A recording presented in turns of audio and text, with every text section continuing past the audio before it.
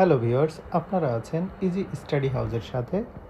আজকে আমরা বাংলা সাহিত্যের কিছু বিখ্যাত উপন্যাস এবং তাদের লেখক সম্পর্কে জানব।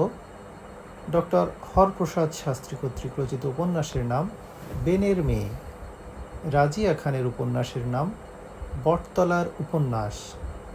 নূরজাহান বোস কর্তৃক রচিত উপন্যাসের নাম আগুন মুখার মেয়ে। জরাসন্ধ কর্তৃক রচিত উপন্যাসের নাম ন্যায়দণ্ড ও লৌহ কপাট। সত্যেন সেন কর্তৃক রচিত উপন্যাসের নাম পাপের সন্তান ও অভিশপ্ত নগরী।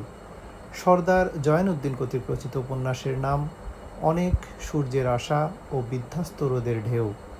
স্বর্ণকুমারী দেবী কর্তৃক রচিত উপন্যাসের নাম দ্বীপ নির্মাণ, যেটি ছিল মূলত তার প্রথম উপন্যাস, এবং মেবার রাজ।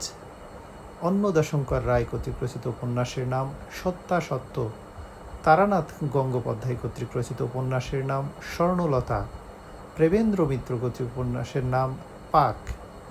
শীর্ষেন্দু মুখোপাধ্যায় কর্তৃক রচিত উপন্যাসের নাম মানব জমিন। অভিজিৎ সেন কর্তৃক রচিত উপন্যাসের নাম রঘু চণ্ডালের হাড়।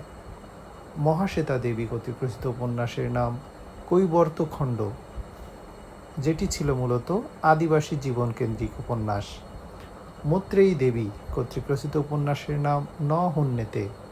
আবুল বাশারের উপন্যাসের নাম ফুল বউ। সৈয়দ মুস্তফা সিরাজের উপন্যাসের নাম অলিক মানুষ। হরিশঙ্কর জলদাস এর উপন্যাসের নাম দহনকাল।